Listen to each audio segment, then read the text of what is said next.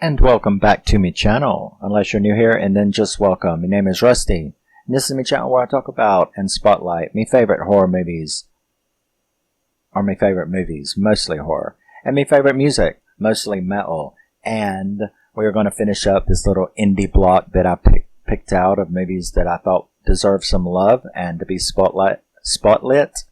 And this is Ghost Stories. This is one of my favorite anthologies ever. Now, Ghost Stories, this is the Scream Factory remaster of it. So, Ghost Stories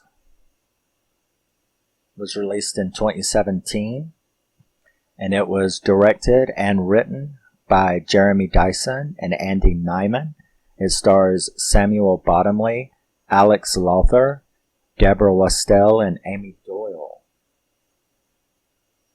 Now, like I said, Ghost Stories is an anthology with an integrated wraparound, meaning that the wraparound is part of each one of the stories.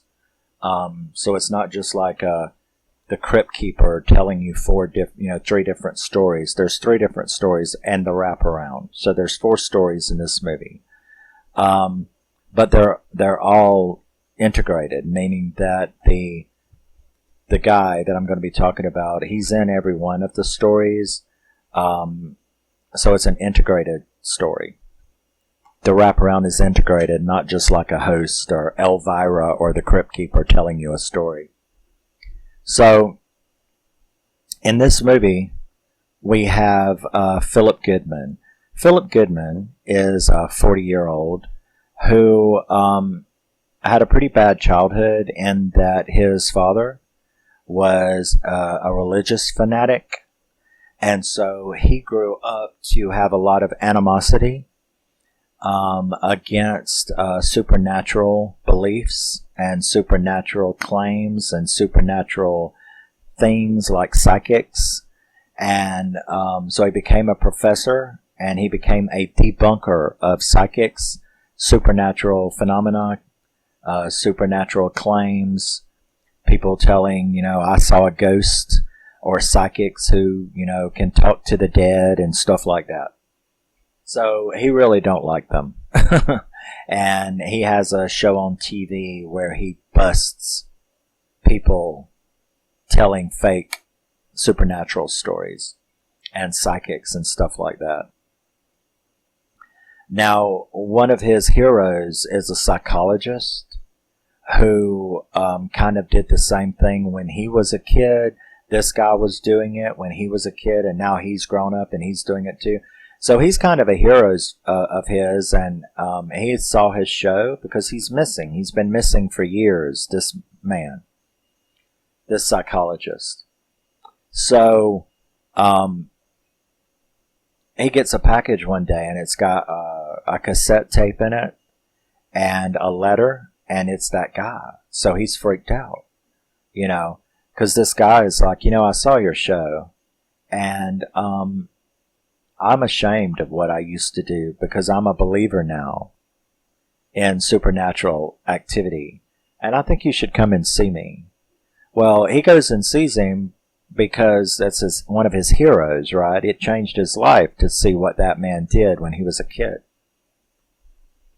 So he goes and sees him. He finds him at a caravan park, on the beach, and he's old and, stuff like that. But the guy is starts kind of bitching him out. I'm ashamed of you. I'm ashamed of me. I'm ashamed of what I did, and what you're doing now. And he starts to stand up and leave, and the guy throws a case file at him, like a folder, right? He throws a file folder at him, and he's like, there's 3 cases right there that I could never explain. You go and come back and tell me I'm wrong for believing now. So he's like, okay. All right, I'll do that. So he goes. And here's, that's the anthology part, right? That's the wraparound, the story that's wrapping around. So he goes, and we have case number 1, which is Tony. So he goes, and he actually has to pay him to interview him because the guy don't want to talk about it. but he wants to hear his story. So he pays him some money, and the guy tells him the story, and that is he was a night watchman for a building, right, that used to be a woman's asylum that is now haunted by angry spirits, right? So he listens to the story, and of course they show you the story. That's the anthology, right? I jumped several times during that story. It was very scary, and there were just times when I was like, what the fuck, because the power keeps going off, he keeps hearing shit, he goes looking, and he gets chased around, and there's this creepy little deformed ghost girl that like sticks her finger in his mouth and shit. It was like really gross, right? And I did get quite a few jumps from that, from that one. But fair ones, good ones, not tropes and not fake ones. Then he like ends up going to a preacher, that guy's preacher, and is like, what did you think about that? Because, I can explain that. I can explain why he had those visions. He hasn't spoke to his daughter in 5 years, and he's mad at her, and she's in a coma or something, and he won't go speak to her, and he doesn't want to be hurt anymore, so he doesn't go and see her. So that's why he had those kinds of psychological things.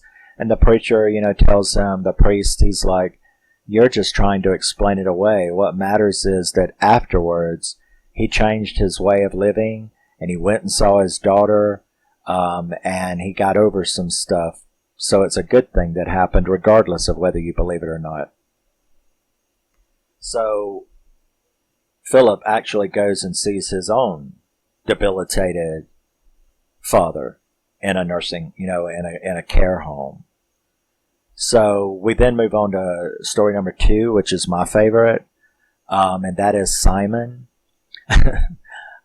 Simon is like a 18-year-old, 19-year-old. That's case number 2, and he goes to see the boy. And man, that boy is fucked up.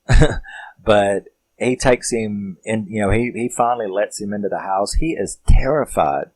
This boy is just like terrified, right? He finally lets him into the house. I'm like, I couldn't imagine living that terrified all the time like that. But he lets him into the house. But before he goes on upstairs, he like looks in the kitchen where the boy's like mom and dad is standing. And it's like they were fucking Stepford. You know what I mean? They were like Stepford people. They were just like automatons standing in front of the sink. It was just like really freaky.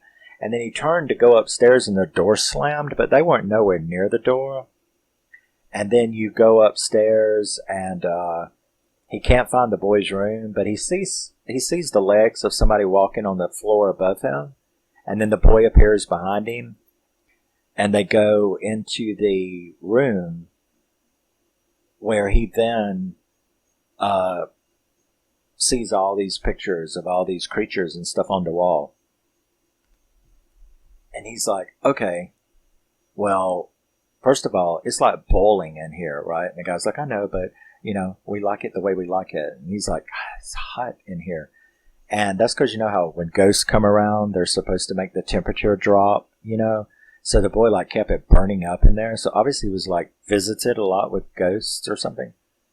Then there's like this banging on the door, which scares you.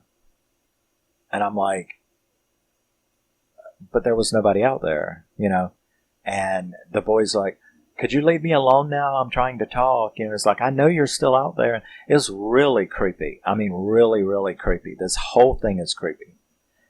And so the boy finally sits down.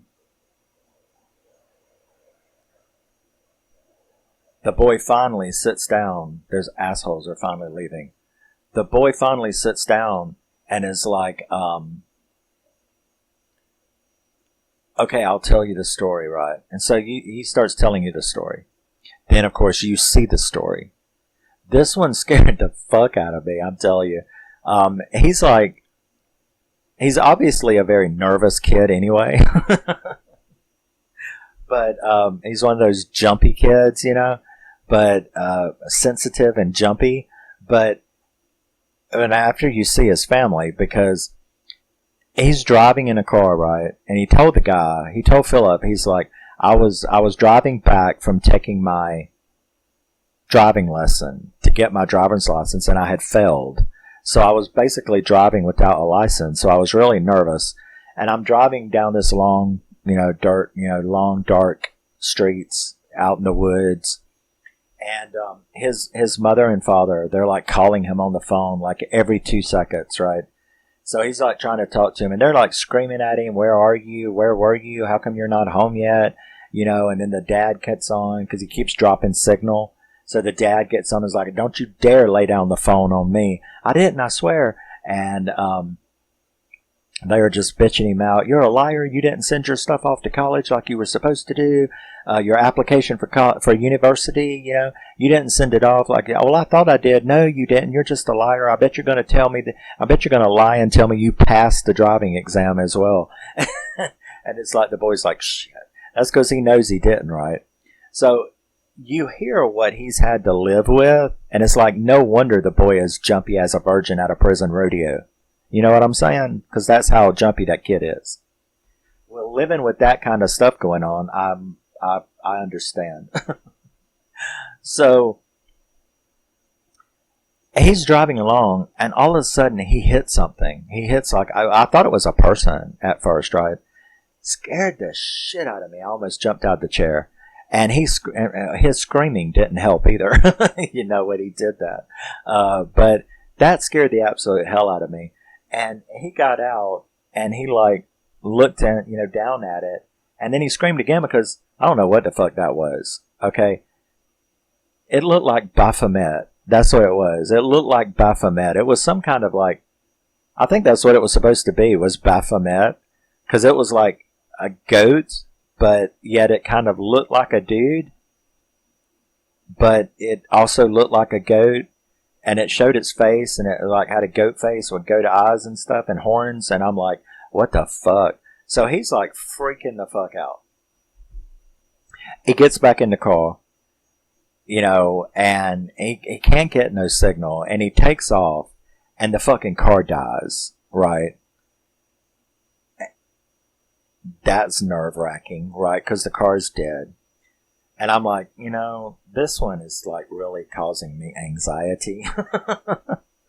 And I'm like, I know some scary shit's going to happen, because this thing is going to come back to the door, and it's going to look at him through the window, and it's going to jump on the car.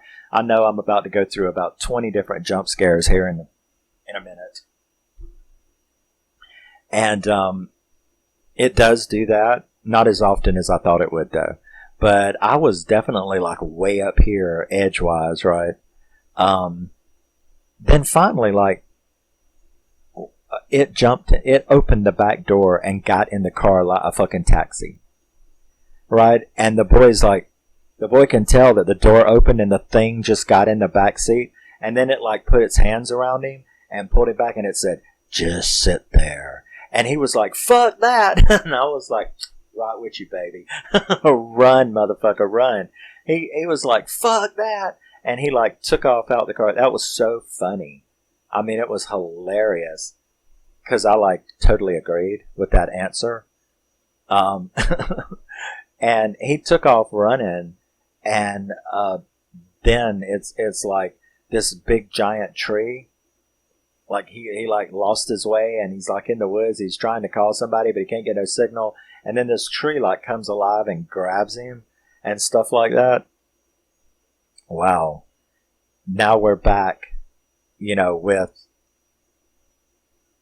Philip, because that was the end of that one, right? And we're back with Philip, who's talking into a tape machine, because he's making notes for that psychologist, right? And he's telling him that, this kid, this is easily explained as well, because this kid is extremely jumpy, has a very dysfunctional family, has been browbeaten and harpied by his parents to the point where he is a jumpy, nervous mess. He got out there in the road, he hit something, he don't know what it was. He's had all these delusions. It's bullshit. So he's like, thinks he's debunking these stories, right? So then he moves on to case number 3, which was Mike. And, so Mike goes and sees him, and they're like walking through this field, and we learn a little bit about Mike. He is a posh, high-class posh. He's a posh financier, in the stock market and stuff like that. So he's like really rich. He's always been obsessed with wanting to have a kid, but his wife, who was also obsessed with power, position, and money, refused to get pregnant until she was made a partner at her facility, at the place that she worked. So she finally did, though, at the age of 40, and she started having problems in her 7th month. She started spotting and having problems, so they put her in the hospital. And when he was at home in their rich, fancy, posh mansion and stuff, he's in the nursery, and he starts experiencing poltergeist activity. And you're seeing all this now. Because, they start out by telling you the story, and then you see the story. An anthology. So he's in the baby's room, what's going to be the nursery, and he starts experiencing all of these poltergeists. There's something moving in the bassinet, in the pram, but it's not. There's nothing there. The nappies are being thrown across the room. The kids' toys are lining up, like right in front of his eyes, like poltergeist activity. You remember in Poltergeist when all the furniture in the kitchen was up on top of the table? That stuff was happening. So he made it through that night, and then they were going to have to keep his wife another night. Well, the next night was even worse, right? Because the poltergeist activity was a lot worse, and then he saw his wife in the corner, and scared the shit out of you, or scared the shit out of him, scared the shit out of me too. And he's like, Mandy, and then she Amanda, she came screaming at him that this was his fault, and what happened, right? She died in childbirth with this baby. And that's why she was screaming at him like that. But when she came up into his face, it scared the shit out of you, because she was not happy. And so she was dead and all. And then it flashes back to them. But and then he started telling him, but the baby lived. I'm glad that she didn't live to see it. I guess it was deformed or something. But, the baby lived. And I'm glad she didn't see it. And I'm being haunted by her ever since. So that was his story. Now, as he's talking to Philip, sitting there out in this field, right, it looks like he sees something. And you had saw something too. It's like this hooded figure was following them around. But it looks like the guy sees something, because he's talking to him face to face to the side. And then it's like he sees something beside him, and he goes, oh, like that, and then he just grabs that gun and he just he just tops himself right there in front of Philip. And you did not see that coming, and it scared the shit out of you, right? So Philip, he jumps into the car, right, and he leaves, and he goes back home. He goes back to see that psychologist, and he goes in there, and he's screaming at him and cussing at him, and tells him that he's full of shit, that all 3 of these stories were easily explained by the stuff that was going on in those people's lives, that he was full of shit, and that he always was full of shit. And then the old man, kind of got really mad, and that's when the whole fucking movie turned upside down. Okay? The whole thing turned upside down. Because the guy, he started, saying, well, I'll show you what's real. And he started digging in his eye, and then he started pulling his face off, and he pulled that off, and it was that Mike guy. And you're like, what's going on? Right? What's going on? And then Mike starts like talking to him, telling him, and he pulled off his old pajamas and it was Mike in that suit. And he started telling him, you don't believe in any of this stuff, right? But you haven't been running to debunk and running for the truth. You've been running from yourself. You've been running from the truth. You've been running for something for a long time. And he then like did the neatest thing. It kind of freaks your eyes out what's going on, because he like, that looked like a real wall with a real window with real curtains, right? But he just like stuck his finger in it and then he just like tore the wall down, and it's a brick wall with a door. And you're like, what the fuck? I thought they were in a caravan. How they ended up now on a street by a wall? It was really cool, visual effects.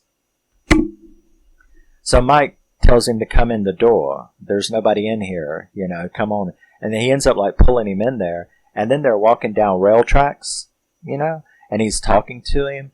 And they walk down these rail tracks and they come to a tunnel. You know what it looked like, the tunnel by a railroad track where, a sewer tunnel, traditional looking sewer tunnel.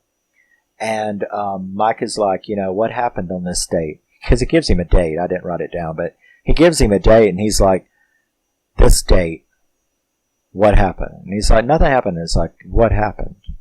You're running from yourself. You're running from something else. And you suddenly see these two guys standing by the tunnel entrance, and they start yelling at him, calling him Jew-face and stuff like that.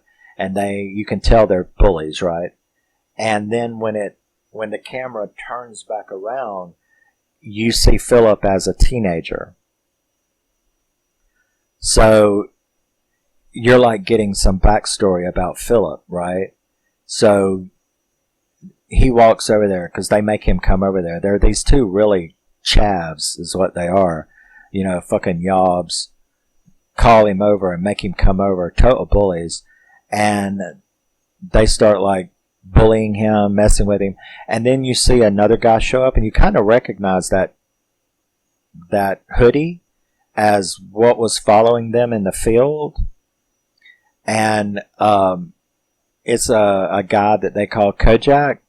He's got asthma, and he's like mental, slow, he's like really mental. And I guess one of the things he does is he like cuts little, so his hair is fucked up, right? Because he just takes a razor and a shaving razor, and then just like cuts a little bit of his hair.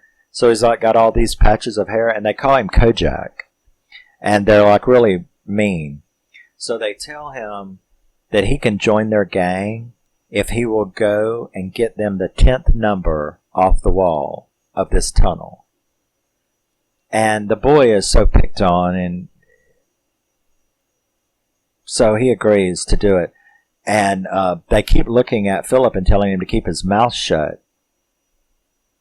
So the boy agrees. They give him a torch, and he starts going in there, and he starts reading off the numbers, like 79, and then he walks 10 feet, and it's like 19 and stuff like that. So he keeps going deeper into this tunnel, and you don't know what's going to happen, right? It's a horror movie after all. So he keeps going deeper into this tunnel, and then you see more of the conversation of them out there, and it's like, you shouldn't do that to him, is what Philip said. And they're like, why? Because you were screaming like a pussy when we did it to you? And he's like, well, yeah, but he's slow, And they're like, but they didn't care. And they were like, if you open your mouth and tell him that there is no 10th number. In other words, the boy could have just walked on forever, right? Because there is no 10th number. That was the prank. But they hear something happening to him in there, and that's because he is way down deep in that tunnel. He gets scared, and he has an asthma attack, and those boys run off, and Philip is too scared to go in there. So he runs off, and he didn't tell nobody. Nobody found him, and that boy died in there from an asthma attack. And that's what he's been running from, is the guilt of that. So you see Mike again, and there's some weird imagery because he's like, you see a baby crib, and you see Mike standing by it, and he reaches down there, and he opens up a can of cat food, and he's feeding the baby cat food, and then he picks him up, and he puts him on his shoulder, but you never see the baby, right? So you don't know what all that meant. But he walks up to him, and he's like, this is what you've been running from. This is what the problem is. You don't believe in all of this stuff, this supernatural stuff. Yet this supernatural stuff is exactly why you are in the position that you are in right now. And that's when that Kojak, all zombified, like attacks him and pulls him into the tunnel and pulls him into this place, and there's a big curtains there, and he rips it down, and it's actually a hospital, and he throws him in the bed, and he gets up on top of him, and he puts his finger in his mouth, sort of like what happened in the very first segment of the anthology. Puts his finger in his mouth, and then it all kind of like zooms out to reality, and he's laying in a hospital bed with, you know, the IVs and the ventilator in his mouth and stuff. And then all of a sudden you see Simon walk in, and he's a fucking head nurse, and he walks around to the bed, and you're like, what the fuck? And then the door opens, and it's that Mike guy, and he walks in, and he's the fucking doctor. And he walks up, and he's like, well, we've done the scans, you know, and what do you think? And he's like, well, I think it's, he's in a locked-in coma, and he's never going to come out. Because the doctor like looked in his eyes and said they were fixed and dilated. And he's like, yeah, he's in a locked-in coma, and he's never going to come out.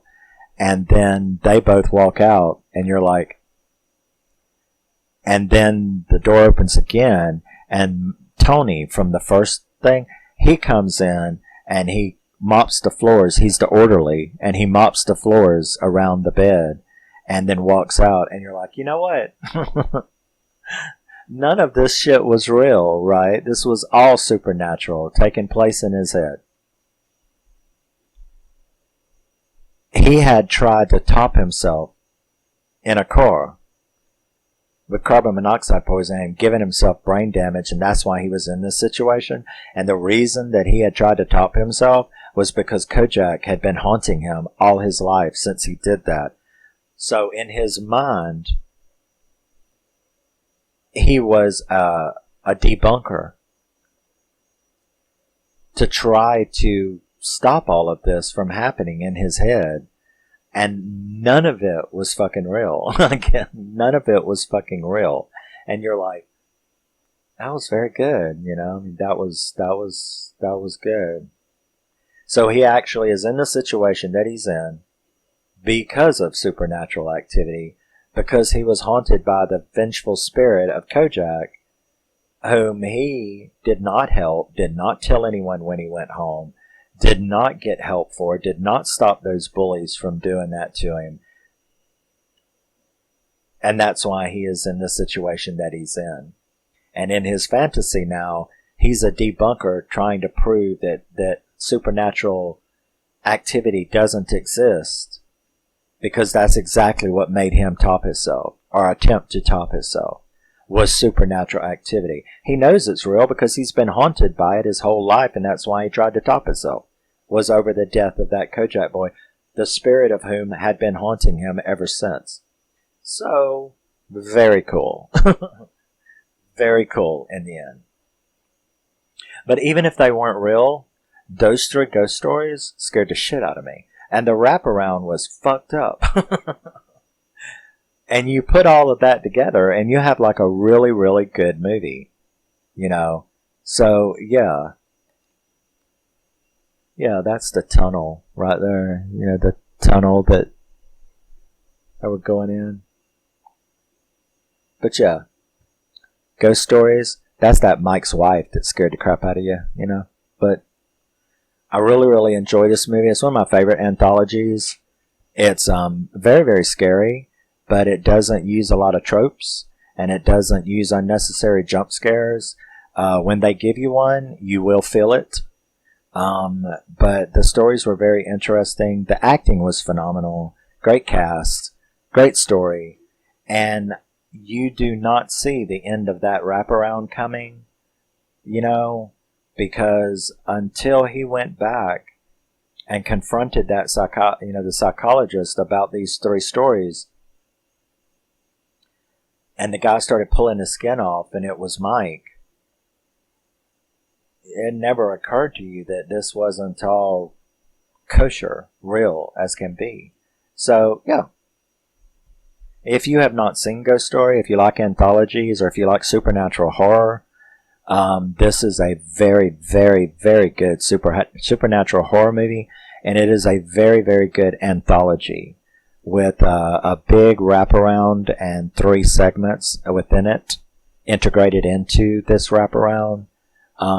It's a very, very good movie. So that was Ghost Stories, end of my little hidden indie gems block, and I will see you in the next thing I do. Thank you for stopping by and checking them out. Love you, miss you, bye-bye. Always remember and never forget, you are always and always will be a very special person, no matter what anybody says to you. Even if you are in a coma and fooling a whole bunch of people in a horror movie. Because that did not see that coming. And I still say that Simon's episode is like, that was the one that scares me the most. But I got a lot of scares out of this movie, and it's very good. If you've seen it, let me know. If not, you should really give it a shot. And I will see you in the next. Bye-bye.